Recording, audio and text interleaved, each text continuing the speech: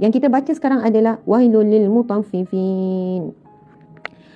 Celakalah bagi orang-orang yang curang. Apakah maksud orang-orang yang curang di sini? Muslimin muslimat. Dijawab oleh Allah pada ayat yang kedua. Alladzina idza ktalu 'alan nasi yastawfun. Yang apabila menerima sukatan daripada orang lain, mereka meminta dipenuhi.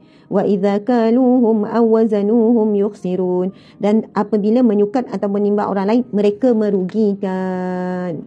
Muslimin muslimat. Jadi maksud surah ini Al-Mutaffifin, iaitu golongan yang curang, dan yang curang dimasukkan dalam hadis ini. Kita tengok pada ayat pertama, pada ayat yang kedua, iaitu mereka yang curang di sini, mereka yang menipu, mereka yang tidak amanah, mereka yang tidak jujur dalam proses jual beli, mereka yang khianat.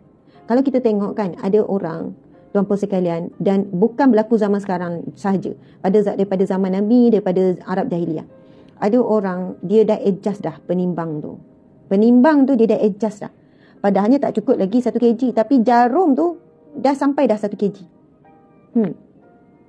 Dia boleh adjust semua tu, jarum tu dah sampai 1 kg.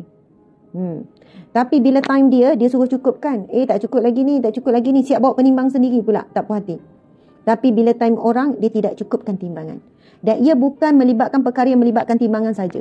Apa-apa bentuk penipuan dalam jual beli. Dia cakap saiz lain. Bila dah post beli online, tiba-tiba saiz lain. Gambar, kan main lagi. Bila dapat, jauh sangat beza. Gambar nampak warna ni. Tapi bila dapat, warna lusuh lah. Macam-macam lah. Mengurangkan daripada apa yang sebenar. Jadi, bagi para peniaga, lagi-lagi sekarang sangat mudah berlaku penipuan dalam perniagaan sebab dilakukan secara online. Betul ke betul ni? Tuan-puan sekalian, tunjuk biskut raya Kamai lagi. Cantik, sedap. Bila sampai, ya Allah, tak rasa apa Kamai lagi. Testimoni tu over. Over sangat testimoni sekian-sekian.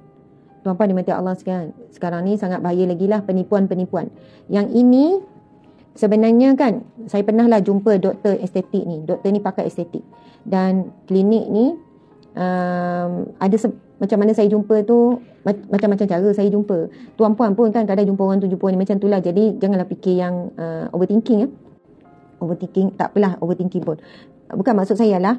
Kadang jumpa dalam majlis. Macam hari tu jumpa doktor tu, jumpa dekat dalam program. Dan ada juga doktor yang datang dan cerita pada saya.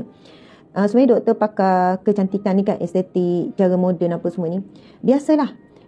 Ada seorang doktor ni, dia tanya, Ustazah, saya ni rasa macam saya ni subahat. Saya berdosa tak? Saya kata, kenapa ya doktor? Sebenarnya ramai sangat minta maaf lah ya.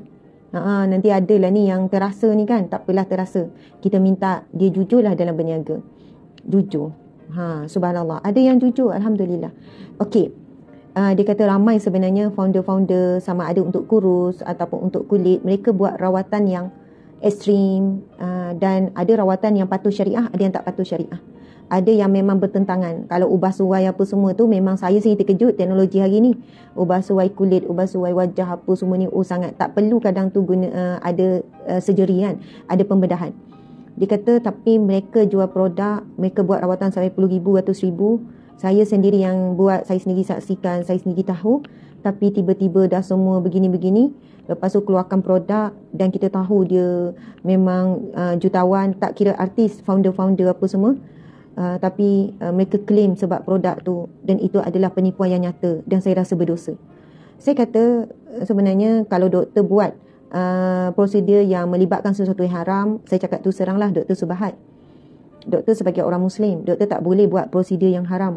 Jadi mungkinlah doktor rasa akan kurang sikit pendapatan sebab itu permintaan yang sangat tinggi. Tapi doktor kena yakin bahawasanya Allah benar-benar menunaikan janjinya.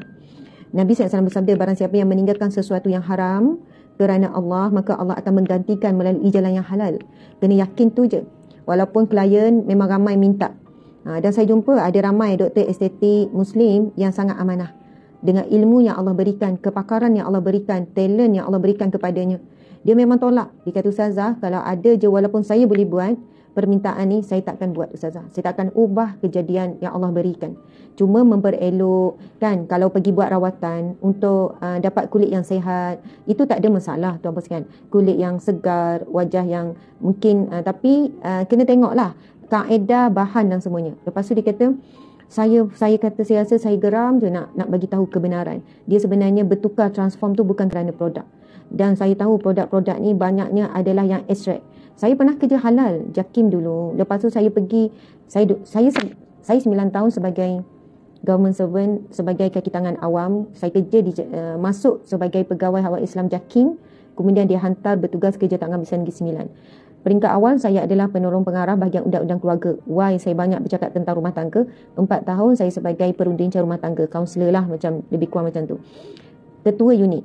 Kemudian saya berpindah ke bahagian pengurusan halal sebagai penolong pengarah bahagian halal. So memproses permohonan halal produk-produk. Jadi tuan-puan sekalian, kilang-kilang OEM begitu banyak. Kadang satu kilang yang sama, tetapi jenama yang keluar berpuluh, kadang beratus. Kilang sama tapi beratus produk. Founder je beza. Kita yang cek ingredient ni, saya sendiri yang semak ingredient bahan ramuan dalam setiap produk ni, alahai sama je, dia beza satu je. Lepas tu ubah suai, lepas tu bergantung kepada tahap ataupun kepandaian marketing. Macam ni, macam tu, kreatifan marketing. Dan kebanyakan produk adalah ekstrak. Bila sebut ekstrak, dia bukan parti. Sebab itu produk yang melibatkan parti dia sangat mahal, eksklusif. Contoh, dia ada parti delima, parti kurma, parti ni dia benda yang pure, kemudian dia adun. Jadi ia sangat mahal. Tetapi bila sebut ekstrak, satu produk dia claim ada 20 bahan yang sangat, dia kata 20 bahan yang sangat baik, yang sangat mahal, yang sangat ni. 30 bahan, 40 bahan, bahkan ada yang 50 bahan. Bila kita tengok list bahan, bagusnya. Tapi untuk maklumat kami yang semak bahan ramuan ni sangat faham. Bila tulis ekstrak ni, bahan ni daripada cecair dah jadi serbuk. Bahan ni daripada daun dah jadi serbuk. Maksudnya dia bukan parti dah, dia dah diubah suai. Bila ekstrak, walaupun ada 20 bahan ramuan, dia boleh jatuh, bukan boleh jadi, dia boleh jatuh satu bahan ramuan tu 0.00001, 0.00005. Maksudnya dalam satu botol tu, bahan ramuan itu pun ekstrak hanya sikit sangat. Selebihnya adalah bahan pemekat, bahan pemanis, bahan pewarna, bahan sekian-sekian. Saya sebut begini bukan nak jatuhkan bisnes ya. Ustazah ni Ustazah ni dengki ke, iri hati ke, nak jatuhkan bisnes orang ke? Saja. Sebenarnya kesedaran ni telah diberikan oleh ramai orang. Ramai beri sedar. Pada doktor beri kesedaran itu, ini, hari tu ada video viral seorang lelaki ni bekerja di satu produk yang sangat terkenal. Lepas tu sebulan dia berhenti sebab dia tahu kebenaran. Lepas tu dia viralkan tapi tak disebut sebab nanti kena saman. Jadi kami ni sebagai orang, saya pernah bekerja di bahagian cek bahan ramuan ni. Sejak daripada itulah, bukan sebelum tu pun saya kurang juga. Saya tidak mengambil mudah apabila nak makan sesuatu produk, sama ada yang klaim kecantikan ke, kesihatan ke, kecergasan ke, suplemen ke. Kita kena tengok sama ada dia parti. Bukan saya kata ekstrak semua tak bagus. Ada yang bagus, ada yang melalui lab test yang sangat hebat dan sebagainya. Jadi sebenarnya banyak produk yang harga sampai ribu, sebenarnya kosnya puluh-puluh ringgit saja. 2,000, puluh-puluh ringgit je. Yang harga puluh-puluh ringgit, ringgit-ringgit je dia punya kos. Allahu Akbar. Masya Allah. Na'udzubillahi min zalik. Sebab ia akan merosakkan tubuh badan kita. Ya. Yang ada lab test, yang ada secara klinikal, produk yang betul-betul proven, yang sehat, yang ni. Tapi yang sebaik ni kita ambil yang natural lah. Tapi saya bukan nak jatuhkan mana-mana produk. Cuma berlaku jujurlah, jangan overclaim. Semua ni adalah orang yang curang. Maksudnya orang yang curang ni maksudnya dia tidak jujur. Sebagaimana hadis Nabi SAW, wailul lil mutaffifin, celakalah bagi orang-orang yang curang. Tapi dalam hadis ini merujuk kepada orang apabila menerima sukatan daripada orang lain, mereka meminta dipenuhi. Tetapi apabila menyukat atau menimbang untuk orang lain, mereka merugikan. Jadi overclaim ni dia berlebihan. Okey, bila berniaga, dia kata dah cukup dah 1 kg ni, padahal kurang. Inilah orang yang celaka. Jadi hari ini dah jarang dah ni kira timbang-timbang ni, mungkin pergi kat pasar adalah.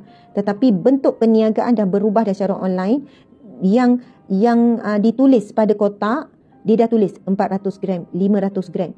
Lepas tu sampai kepada kita, peniaga, pembeli sampai pada kita.